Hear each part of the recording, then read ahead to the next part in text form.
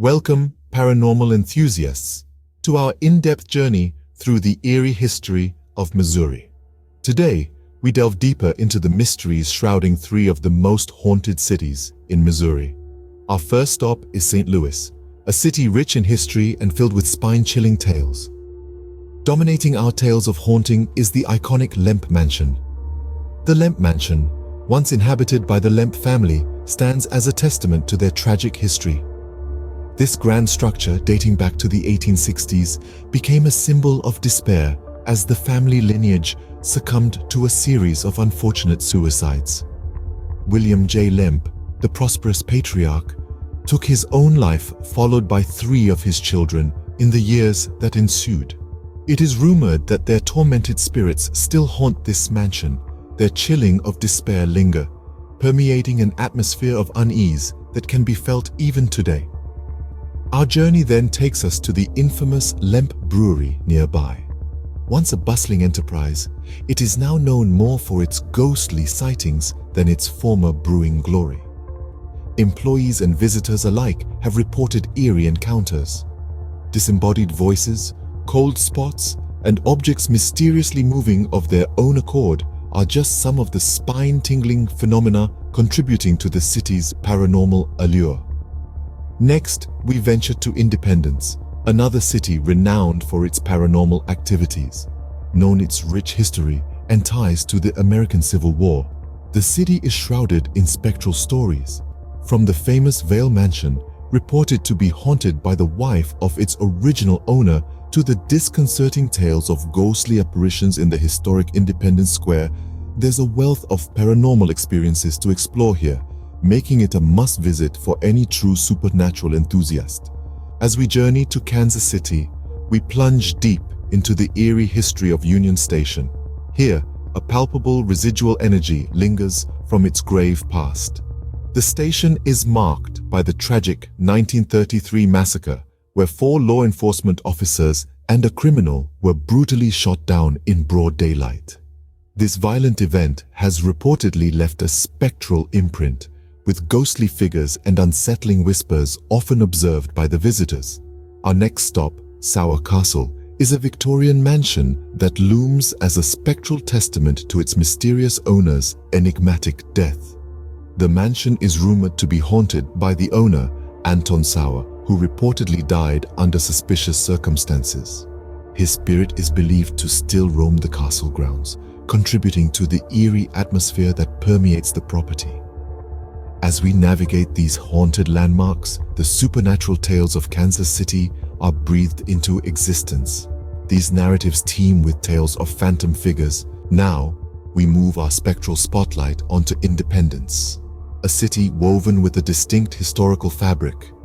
We first visit the Vale Mansion, a place rumored to be more occupied by the deceased than the living. Its corridors echo with the footsteps of unseen entities, believed to be former inhabitants, whose haunting reflections have been reported as ghostly apparitions in the mansion's mirror glass windows.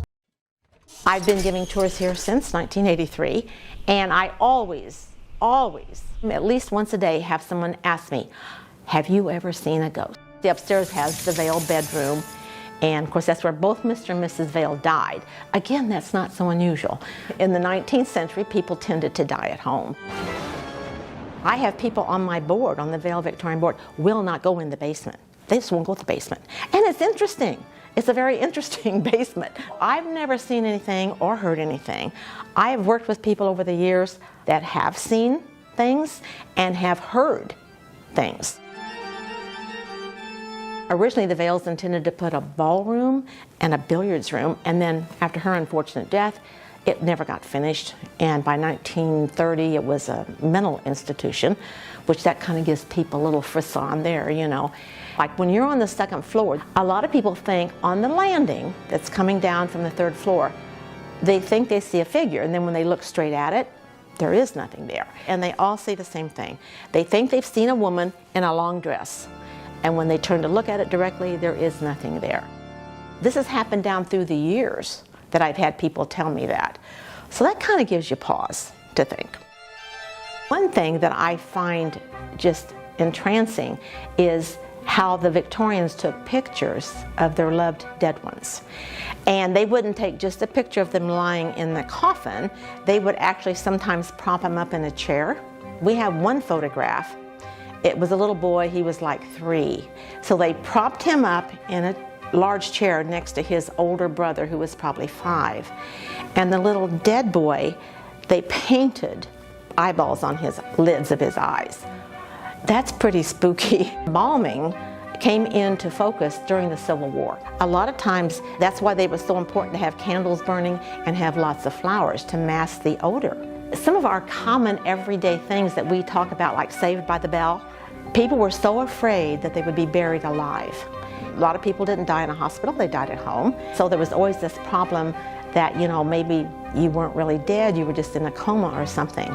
But they would actually attach a twine or a piece of strong rope to the person in the coffin. The twine or the string ran up on top, there'd be a little fork in the dirt, and there would be a bell attached. The family would hire someone to sit there for a couple of nights in case the bell rang. Because if the bell rang, then that person was alive, so they would save them.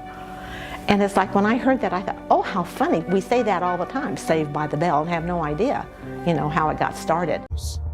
The 1859 jail and Marshall's home bring history alive in a chilling manner.